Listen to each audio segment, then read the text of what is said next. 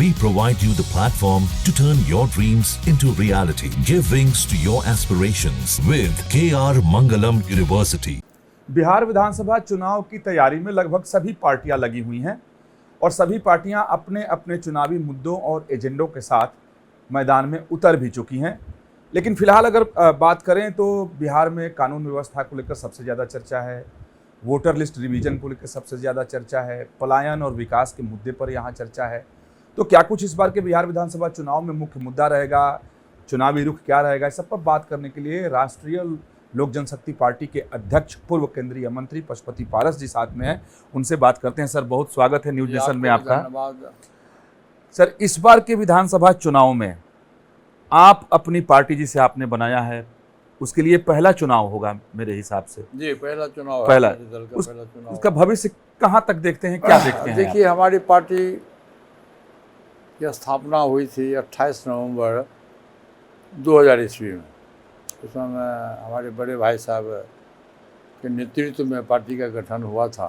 अब हमारी पार्टी का गठबंधन हुआ था 2014 में एनडीए गठबंधन के जी, साथ। आप एनडीए गठबंधन में गए थे और तकरीबन हम लोग 11 वर्ष तक एनडीए गठबंधन में रहे और बहुत ईमानदारी से और बड़ी निष्ठा से मैंने भारत सरकार में, जब भी मैं मंत्री भी था तो मैंने सेवा की और मेरे विरुद्ध में कोई आरोप प्रत्यारोप नहीं था। लेकिन पता नहीं, मुझको आज तक इस बात की जानकारी नहीं मिली कि हमारे 5 सांसद का टिकट काट दिया गया। उसके बाद भी चुनाव जब हुआ, लोकसभा का चुनाव हुआ, तो हमने एनडीए गठबंधन का साथ दिया। और जहाँ कहीं जैसे माननीय प्रधानमंत्री जी का नामांकन था तो वहाँ हमको निमंत्रण मिला था, मैं वहाँ भी गया था। गया में भी मैं प्रधानमंत्री के साथ गया था, माननीय गृह मंत्री जी के साथ ही मैं औरंगाबाद में गया था। तो लगभग 14-15 महीना हम लोगों ने काफ़ी इंतजार किया, लेकिन उस रिजल्ट 0 निकला। तो हमारी पार्टी की जब बैठक हुई फरवरी में, जब बैठक हुई, कार्य समिति की बैठक हुई, नेशनल सिक्योरिटी की बैठक हुई, तो सब लोग की एक राय हुई कि हम लोग राजनीति करने वाले लोग हैं और दलितों पर काफ़ी अत्याचार हो रहा है, खासकर बिहार में, इसलिए हम लोग भाजपा गठबंधन से समर्थन अपना वापस ले लें। तो हम लोगों ने 14 अप्रैल, बाबा साहब भीमराव अम्बेडकर की जयंती है 14 अप्रैल को, उस दिन हम लोगों ने चुना और पूरे बिहार में 26 जिला हम खुद गए, सम्मेलन किए और वहाँ से करने के बाद सभी लोग की राय, जो हमारे समर्थक लोग थे, उनकी राय हुई कि अब अधिक बर्दाश्त नहीं किया जाएगा, आप जो है सो समर्थन वापस लीजिए। और हमने 14 अप्रैल को घोषणा किया। बापू सभागार में हज़ारों की भीड़ थी, काफ़ी संख्या में लोग आए हुए थे। तो हमने एनडीए गठबंधन से विधिवत में अपना नाता तोड़ लिया। अब चर्चा चल रही है कि आप महागठबंधन है उसमें प्रयासरत हैं कि उसमें शामिल हो जाएं आप। ये बात सही है। देखिए, देश में 2 ही गठबंधन है, एक इंडिया गठबंधन है और एक एनडीए गठबंधन है। संयोग से दोनों का नाम मिलता जुलता है, इंडिया और एनडीए। और जब एनडीए गठबंधन से हमने नाता तोड़ा तो दूसरा कोई विकल्प नहीं था मेरे पास। तो देखिए, राजनीति करने वाला व्यक्ति कोई साधु का जमात नहीं होता है, राजनीति करने वाला व्यक्ति राजनीति करता है। तो हमारी पार्टी का तो क्या एनडीए गठबंधन से आपकी बातचीत हुई है? कुछ कंक्रीट नहीं, हमारी बात हुई है हमारी। जब 15 जनवरी को हमारे यहाँ दही चूड़ा का भोज था, उसमें आदरणीय लालू प्रसाद यादव जी बीमारी हालत में मेरे यहाँ आए थे और उन्होंने मुझको आशीर्वाद दिया। फिर अभी जस्ट स्वर्गीय पासवान जी का 5 जुलाई को जन्मतिथि था, उसमें आदरणीय तेजस्वी यादव जी भी मेरे यहाँ आए और महागठबंधन के तमाम साथी यहाँ आए, कांग्रेस के लोग भी आए, वीआईपी के पदाधिकारी आए, सभी के सभी लोग आए और बातचीत भी हो गई। और जो महागठबंधन की बैठक हुई उसमें सर्वसम्मति से तय भी हुआ कि आरएलजेपी को महागठबंधन में लिया जाए। हो सकता है 2 दिन 4 दिन 1 सप्ताह के अंदर हम लोग विधिवत महागठबंधन के पार्ट हो जाए। सीट को लेकर के अभी कोई बात उन लोगों से हुई है कि कितनी सीटें?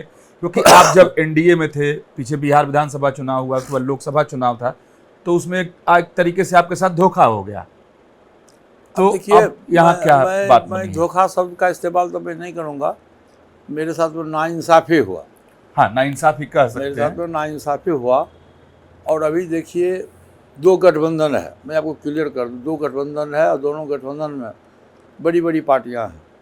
जैसे भाजपा है तो विश्वोत्तर की पार्टी है, जनता दल यू है तो उसकी सरकार है, और लोग हैं तो बहुत से लोग हैं उसमें।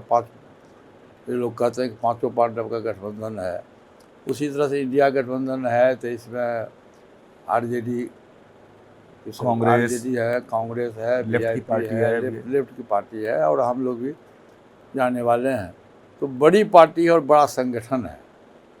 और आम एक है खाने अनार एक है, कहावत जातो कि एक अनार एक है, बीमार अनेक है और अनार एक है। तो उसी तरह से लिमिट संख्या है, 243 सीट ही बिहार विधानसभा में है, उसको 244 नहीं किया जा सकता है।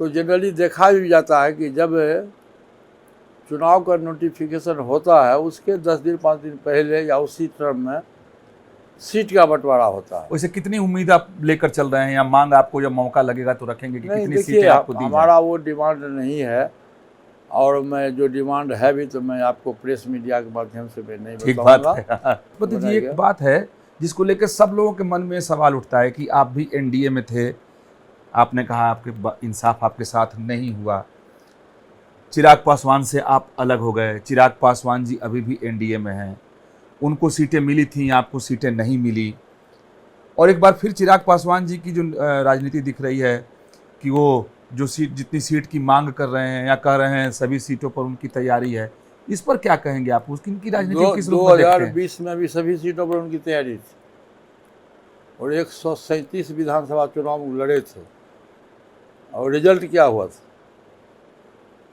रिजल्ट 0 पर हुआ। एक विधायक बने, राजकुमार सिंह चुने गए, कुछ के बहुत कम वोटों से जीते थे मटिहानी से, और उनसे जब प्रेस मीडिया के साथी ने पूछा तो कहा कि राष्ट्रीय अध्यक्ष कौन है मैं नहीं जानता हूँ, और वो भी उसके 2-4 दिन के बाद पार्टी छोड़ के वो जनता दल यू में ज्वाइन कर ली। तो देखिए, खाने वाले की इच्छा बहुत है, खिलाने वाले की इच्छा होनी चाहिए। कुआं के नज़दीक है, आपको प्यास लगी है तो आप कुआं के नज़दीक जाइएगा, कुआं आपके नज़दीक नहीं आएगा। तो बिहार है, इतना बड़ा स्टेट है, और बिहार के लोग काफ़ी पॉलिटिकलाइज हैं। आपने देखा होगा कि जो भी आंदोलन शुरू हुआ, इमरजेंसी जब देश में लागू को हुआ तो 74 के आंदोलन में बाबू जयप्रकाश नारायण जी के नेतृत्व में पूरे देश में आंदोलन हुआ और सरकार बदली। ये बिहार एक ऐसा स्टेट है जहाँ बोलने से और करने से नहीं है, कथनी और करनी में फ़र्क है। यहाँ आपको कर्म करके दिखलाना होगा कि आप सच्चे अनुयायी विधायक बिहार के लोगों के लिए हैं कि नहीं हैं, और ये तो समय बताएगा। ये समय बताएगा। लोकसभा का जो चुनाव हुआ भाई साहब, तो लोकसभा के चुनाव में लोग कहा था कि मेरा 100% स्ट्राइक रेट था। अरे आपका स्ट्राइक रेट नहीं था, वो आदरणीय प्रधानमंत्री जी के नाम पर पूरा देश में वोट मिला। उसमें व्यक्ति विशेष का कोई योगदान नहीं है। मैं जब आपको स्पष्ट करता हूँ कि उसमें व्यक्ति विशेष का कोई योगदान नहीं था। देश में कि देश के लोगों की आवाज़ थी कि माननीय प्रधानमंत्री श्री नरेंद्र मोदी जी के नेतृत्व में चुनाव हुआ, और बिहार में भी नरेंद्र मोदी जी के नाम पर लोगों ने वोट दिया। लेकिन विधानसभा का जब चुनाव आएगा तो मेरिट देखा जाएगा कि आप में कितना मेरिट है और बिहार के लोगों के लिए आप क्या किए हैं। उसी आधार पर बिहार की जनता अपना मत देगी। वो तो बहुत ज़्यादा सीट की डिमांड कर रहे हैं कि लोकसभा चुनाव में जितने विधानसभा क्षेत्रों में बढ़त मिली थी उस हिसाब से बंटवारा होना चाहिए। वो जो अभी नाराजगी दिखा रहे हैं उसके पीछे वजह आप क्या मानते हैं? इस पर मैं बहुत कमेंट्स नहीं करूंगा, आप हमारे संबंध में पूछ लीजिए, मैं बताऊंगा। चिराग पासवान जी के बारे में जो आप पूछ रहे हैं मुझसे, उस पर मेरा कोई कमेंट्स नहीं। अच्छा देखिए, एक जब चुनावी तैयारी चल रही है खूब पूरे बिहार में, आप सब लोग चुनावी मैदान में उतर गए हैं, बिहार के विकास की बात, सुशासन की बात एनडीए की तरफ से की जा रही है, जेडीयू और बीजेपी की तरफ से की जा रही है। आपको क्या लगता है कि सबसे बड़ा मुद्दा इस बार के बिहार विधानसभा चुनाव में क्या होगा? मैं 26 जिला अभी तक गया हूँ बिहार में। मैं 26 जिला में गया, और हमारे जो वोटर और सपोर्टर हैं और बिहार के जो जितने भी बुद्धिजीवी लोग हैं, जो देश की राजनीति, बिहार की राजनीति के बारे में जिनको ज्ञान है, उस सब लोगों का नज़रिया बिहार में वर्तमान सरकार के खिलाफ है। बदलाव की चाहत है लोगों में। क्यों बदलाव किस? इसलिए कि एक व्यक्ति और एक पार्टी की सरकार है 20 वर्षों से। बिहार है में एक व्यक्ति की सरकार है 20 वर्षों से, और जो बिहार के लोगों को जो उम्मीद थी आपसे, माननीय मुख्यमंत्री जी से जो उम्मीद थी, उसका आप खड़ा नहीं उतरे। 20 वर्षों में आपने बिहार के शासन व्यवस्था को चौपट कर दिया। उनका तो दावा है कि सुशासन स्थापित किया। कहने से नहीं होगा, कसनी और करनी में, पहले का कसनी और करनी में फ़र्क है। आप जाके देखिए गांव में जितना भी सरकारी विद्यालय है उसमें अच्छे लोगों के परिवार के बच्चे नहीं पढ़ते हैं। वहीं बगल में प्राइवेट स्कूल में लोग पढ़ने जाता है, लेकिन स्कूल की व्यवस्था बिल्कुल चरमरा गया है। इतना बड़ा स्टेट है बिहार में, आज तक एक भी बड़ा से बड़ा कल कारखाना नहीं लगा। शिक्षा की व्यवस्था नहीं है। सबसे बड़ी बात यह है कि ब्लॉक से लेके जिला में और सचिवालय में आप आइए तो बिना घूस का आपका काम नहीं चलेगा। उसका ज्वलंत उदाहरण की रोज़ अखबार में निकल रहा है, घूसखोरी में पकड़ा गया, घूसखोरी में पकड़ा गया, गिरफ्तार चला गया। जब घूस लेता है तब तो पकड़ाता है। वो तो ये कह रहे हैं कि भाई हम तो लगाम लगा रहे हैं करप्शन के ऊपर। लगाम लगा कहाँ रहे हैं जी? लगाम तो आपका सब लग रहा है शराबबंदी पर। बिहार में शराबबंदी विफल है, 100% विफल है। आपका ये कैसे विफल है? आपने कहा कि शराबबंदी कर दो और बिहार में खुलेआम ब्लैक से शराब बिक रहा है। उत्तर प्रदेश से, हरियाणा से, बंगाल से, वो झारखंड से रोज़ शराब की आपूर्ति हो रही है और लाखों लाखों लीटर शराब बिक रहा है यहाँ। और आपके जो जिला का प्रशासक जो है, एसपी, कलेक्टर जो भी है, वो रात दिन उसी में लगा हुआ है। और ट्रांसफ़र पोस्टिंग होता है, जहाँ अधिक शराब की बिक्री होती है वहाँ अधिक ट्रांसफ़र पोस्टिंग होता है। ये बिहार में कुशासन है। लेकिन पशुपति जी, अभी अगर जो बीजेपी और एनडीए की हम बात करें जिसमें सब शामिल हैं, वो लोग कह रहे हैं कि इस बार चुनाव, वो लोग जो चुनावी अभियान चला रहे हैं तो उसमें लालू यादव के जंगल राज को ही आगे रख रहे हैं कि अगर आप लोग महागठबंधन को समर्थन मिल देंगे तो जंगल राज आ जाएगा। तो वो जंगल राज था तो आपका कौन मंगल राज है भाई? उससे भी तो खराब स्थिति में आप हैं। आज आपने देखा 8 बजे सुबह में चंदन मिश्रा की हत्या हुई पारस हॉस्पिटल में, और सिक्योरिटी जबकि उतना बड़ा हॉस्पिटल है, पटना का सबसे प्रसिद्ध हॉस्पिटल है, और 5 अपराधी तो खुलेआम गया और उनकी हत्या कर दी गई। यही सुशासन है क्या जी? ये सुशासन करने में थोड़ा सोचना चाहिए, एक बार सोचना चाहिए कि सुशासन है कि नहीं है। पूर्णिया में आज से 1 सप्ताह पहले 5 महादलित आदिवासी परिवार के लोगों को डाइन करके पब्लिक के द्वारा मार दिया गया। प्रशासन मुख्य दर्शक बन के देखती रह गई। ये क्या सुशासन है क्या? ये सुशासन हम नहीं मानते हैं इसको। ये बहुत ही, उसका एक कारण है। आप जो प्रश्न पूछिएगा उसका जवाब मैं देता हूँ। उसका एक कारण है कि बिहार के जो माननीय मुख्यमंत्री जी हैं वो अभी अचेतावस्था में। मैं इस पे आता सवाल पूछता कि आप लोग बार बार उनके स्वास्थ्य को लेकर सवाल खड़े कर रहे हैं। आप बार बार नहीं, आप पूरे बिहार के किसी भी लोगों से पूछ लीजिए, मेडिकल टीम से पूछिए आप कि स्वस्थ हैं कि अस्वस्थ हैं। मानसिक रूप से वो अस्वस्थ हैं। और हमारी तो राय ये है कि उनके दल के लोगों को चाहिए बिहार के विकास है, बिहार का यदि चाहते हैं कि विकास हो तो निश्चित रूप से उनको आराम करने के मौका दें, उनको सेवानिवृत्त करके किसी दूसरे व्यक्ति को मुख्यमंत्री को पद पर बना दें। लेकिन जेडीयू के लोग तो कहते हैं देखिए वो सरकार चला रहे हैं, पब्लिक रैली करते हैं, सभा करते हैं, लोगों से मिलते हैं, या आप लोग उनको अपमानित करने के लिए स्वास्थ्य का मुद्दा उठाते हैं? मैं तो समझता हूँ कि 6 महीना के अंदर वो आज तक किसी प्रेस मीडिया से नहीं मिलते होंगे। लिखित प्रेस बयान जाता है, वो अब पहचानते नहीं है व्यक्ति कौन है, पहचान उनमें नहीं है। उनको यह भी पता नहीं होगा कि आज पारस हॉस्पिटल में हत्या हुई है, उनको ये भी जानकारी नहीं है। तो इस परिस्थिति में वैसा इसमें राजनीति नहीं होनी चाहिए। बिहार का विकास यदि आप चाहते हो तो निश्चित रूप से बिहार के लोगों के हित की बात करनी चाहिए। ठीक है, शरीर है, उम्र का तकाजा है, सभी लोग एक दिन बीमार पड़ते हैं, अधिक उम्र होता है, तो वो ठीक बात है। लेकिन इसमें छिपाने की बात नहीं होनी चाहिए।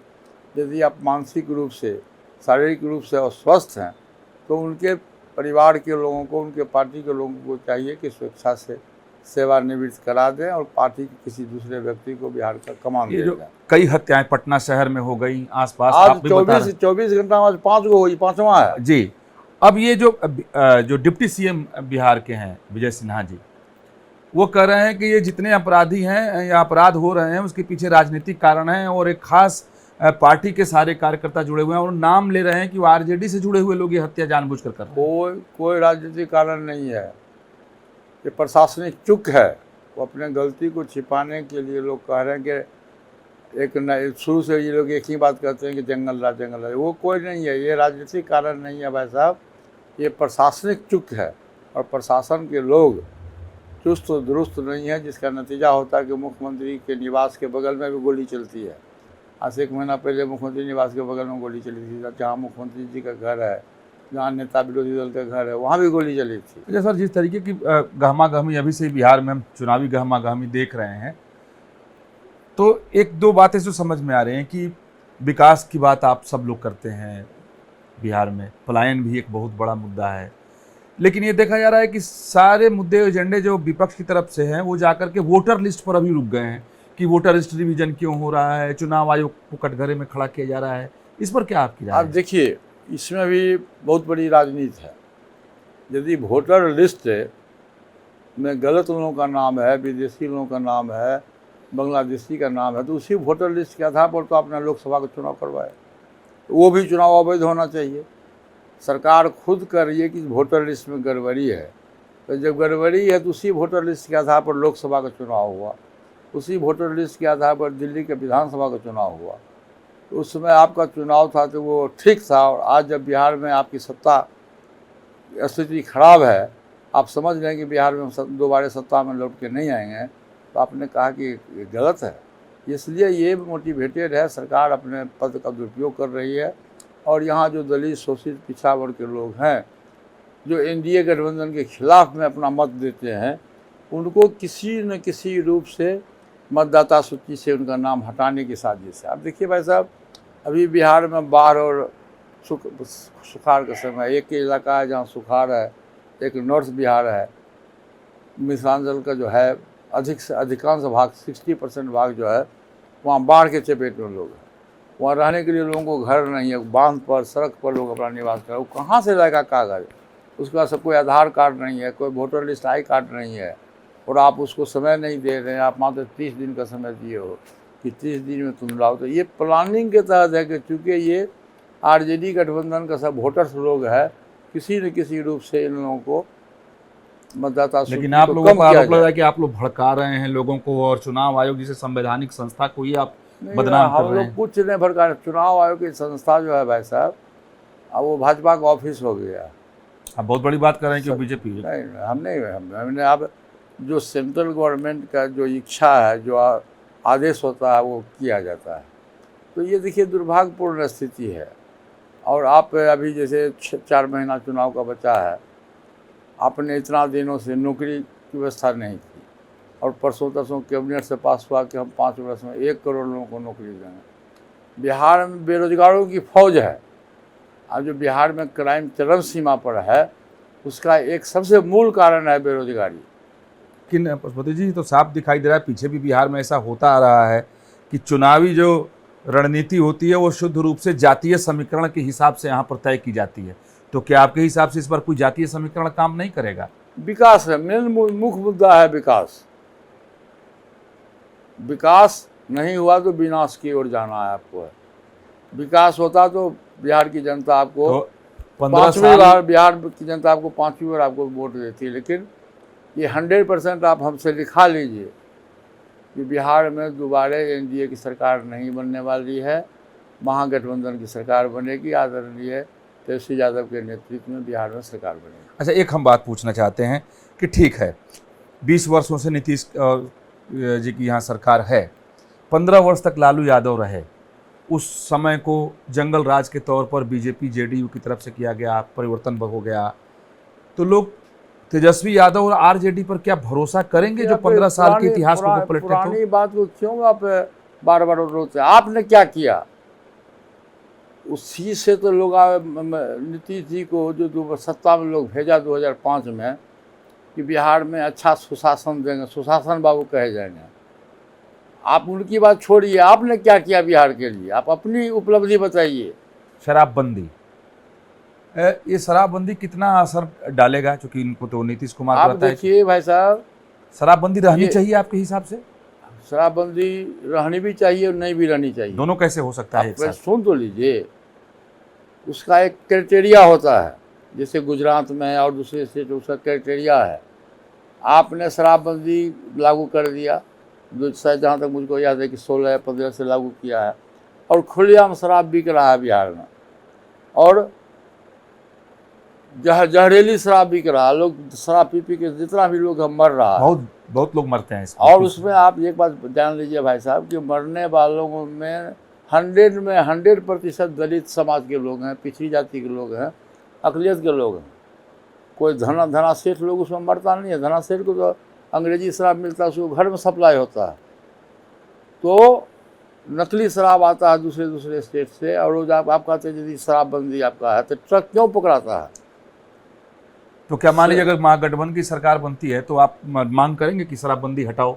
नहीं था हमारे दो काम मैंने पहले कहा, यदि शराबबंदी हो तो प्रशासन को निष्पक्ष रूप से शराबबंदी करना होगा। यदि आपसे नहीं समझता है तो आप शराबबंदी को फ्री कर दीजिए। अब मैं आपको एक उदाहरण देता हूँ। ताड़ी पर इन लोगों ने प्रतिबंध लगाया। ताड़ी किस जात के लोग बेचते हैं जी? ताड़ी किस जात के लोग बेचते हैं, कोई बताइए आप? पासवान लोगों का उस पर मोनोपोली था? पासवान नहीं, उसमें पासी समाज के लोगों का मोनोपोली था। पासी और पासवान दोनों एक ही माना जाता है। हाँ, एक ही। तो पासी समाज के लोग का वो पेशा है ताड़ी बेचना और ताड़ी उतारना, ये दोनों पेशा। और नीरा शब्द कहा जाता है ताड़ी को। हाँ। ना उससे फ़ायदा भी है, उसके पीने से फ़ायदा भी होता है, बीमारी भी दूर होता है। उसको आपने मौलिक अधिकार का हनन किया। नीतीश कुमार जी को मैं एक बात आपको बता दूं आपके माध्यम से कि नीतीश कुमार जी दलित विरोधी हैं। आपने ताड़ी पर प्रतिबंध लगाया, क्यों लगाया जी? उसका मौलिक अधिकार, उसकी रोजी रोटी का सवाल है। प्रत्येक जात का बिहार में सुन लीजिए, पूरे देश में, पूरे बिहार में सभी जगह जात के आधार पर काम बटा हुआ है। और उस पासी समाज के लोगों का काम है कि ताड़ी उतारो और ताड़ी बेचो, उससे उसका परिवार चलता है, उसकी बेटी की पढ़ाई लिखाई होती है, शादी ब्याह होता है। और उसके मौलिक अधिकार का आपने हनन किया, और गरीब आदमी आज रोड पर भीख मांग रहा है। ये पाप किसको लिखेगा? आप चाहते हैं कि ताड़ी पर से कम प्रतिबंध हट जाए? एकदम हम लोग तो खुलेआम आंदोलन कर रहे हैं कि ताड़ी पर से निश्चित रूप से प्रतिबंध हटना चाहिए, ये हमारी मांग है। अच्छा, एक सवाल और उठता है कि जिस तरीके से सीमांचल के एरिया जिधर से आपका भी ताल्लुक है, उधर कोसी अंचल, ये वोटर लिस्ट वाले रीजन पर ही हम बात कर रहे हैं। क्या रहा है कि बहुत सारे विदेशी लोगों के नाम आ रहे हैं, जिसमें नेपाली हैं, रोहिंग्या हैं, बांग्लादेशी हैं, अन्य भी हैं। तो ऐसे में तो रिवीजन होना चाहिए कि तो आपने लोकसभा के चुनाव में क्यों नहीं किया? आपकी सरकार थी, आपके पास इंटेलिजेंस विभाग है, होम मिनिस्ट्री है। यदि वोटर लिस्ट में गड़बड़ी थी, विदेशी लोग था या बांग्लादेशी लोग था, तो आपने लोकसभा के चुनाव में इसका क्यों नहीं किया? या उसके बाद भी विधानसभा का चुनाव हुआ 2025 में दिल्ली का, उस समय आपने क्यों नहीं किया? सबसे बेसी अधिक तो बाहरी लोग दिल्ली में है, देश की राजधानी है दिल्ली, वहाँ सभी स्टेट के लोग हैं, सभी विभाग के लोग होते हैं, सभी कंट्री के लोग हैं। तो सबसे अधिक तो वहाँ वोटर लिस्ट में गड़बड़ी होगा, लेकिन वहाँ आपने चुनाव करा दिया। फिर कौन सा आफत आ गया बिहार में आपको? अब फिर आपने समय नहीं दिया, मात्र 30 दिन का समय दिया है। ये राजनीतिक सोच के तहत बिहार में एनडीए सरकार की स्थिति खराब है। ये तमाम के तमाम लोग एनडीए के विरोध में हैं, इसीलिए किसी तरह से इसकी संख्या को कम किया जाए। सर, अब देखिए, आप कह रहे हैं विरोध में, नीतीश जी कह रहे हैं कि अब हम रोजगार देंगे, बिजली 125 यूनिट तक भी उन्होंने फ्री कर दिया, कई सारी योजना महिलाओं के लिए ला दिया, यूथ कमीशन बना दिया, बहुत सारे काम कर रहे हैं कि तो आपने 20 वर्ष में क्यों नहीं किया? जब जवानी में आप मुख्यमंत्री थे तो आपने नहीं किया, बुढ़ापा में सब कर रहे हैं। अच्छा सर, एक थोड़ा सा अलग हट के ही पूछते हैं। जैसे अभी आपका महागठबंधन के साथ गठबंधन नहीं हुआ है और एनडीए में भी आप नहीं हैं, अगर ऑफर एनडीए से मिलता है तो क्या फिर से जा सकते हैं आप एनडीए में? नहीं, नो। मैं जब छोड़ दिया हूँ, क्योंकि हमारी पार्टी है, हमारी पार्टी में प्रजातंत्र है, डेमोक्रेटिक सिस्टम है, और सर्वसम्मति से पार्टी का फैसला हुआ है कि एनडीए गठबंधन से नाता तोड़ने का, तो मैंने तोड़ लिया। मैं राष्ट्रीय अध्यक्ष जरूर हूँ, लेकिन पार्टी की जो राय होगी उसी राय के हिसाब से हम चलेंगे। नहीं, एक अंतिम चलते कि रामविलास पासवान जी की जो विरासत है, उनकी जो एक लेगेसी है, बहुत बड़ी लेगेसी उनकी है, और बिहार की राजनीति की बात की जाए तो इसमें कोई संदेह नहीं कि रामविलास जी बिल्कुल अलग दिखते हैं। आप भी उनके ऊपर दावा कर रहे हैं और उनके बेटा तो बेटा ही हैं, दावा कर रहे हैं, तो पासवान समाज तो कंफ्यूज हो जाएगा ना, जो किसको ओरिजिनल मान के किसके साथ हम जाएं। कोई कन्फ्यूजन नहीं है, कोई कन्फ्यूजन नहीं है। मैं आपको पहले कहा कि कर्म प्रधान है, जो जैसा कर्म करेगा वैसा फल देगा भगवान, वो है गीता का ज्ञान। बिहार का नक्शा चौधरी का आपको ज्ञान है? बिहार में मकई की खेती कैसे होती है, गेहूं की खेती कैसे होता है, आपको ज्ञान है जी? सोना का चम्मच लेके पैदा ले लिए, उससे होगा? हम लोग मार खाए हैं, जेल गए हैं, गांव में हम लोग स्कूल में स्लेट को कॉपी ले जाते थे पढ़ने के लिए। वो दिन अलग है, ये दिन अलग है। तो सुख की राजनीति नहीं होनी चाहिए। दुख की घड़ी में जो आपके साथ है वो सच्चा प्रेमी आपका वही है। चलिए, बहुत धन्यवाद, आपने इतना समय दिया न्यूज नेशन को। तो पशुपति पारस जी का साफ कहना है कि इस बार जो बिहार की चुनावी स्थिति होगी बिल्कुल अलग होगी, और इस बार महागठबंधन के लिए वो बिल्कुल रास्ता यहाँ साफ देखते हैं। और इन्होंने एक तरीके से कहा कि ये महागठबंधन के साथ ही चुनावी मैदान में उतरेंगे। सहयोगी जयराम यादव के साथ विकास चंद्र, न्यूज नेशन, पटना। जहाँ भक्ति है हर शब्द में, कथाओं में छुपे हैं दिव्य रहस्य, और ज्योतिष देता है जीवन को दिशा। धर्म से जुड़ी हर बातों को जानने के लिए हमारे चैनल स्तुति को सब्सक्राइब करें। चैनल पर जाने के लिए इस लिंक पर क्लिक करें।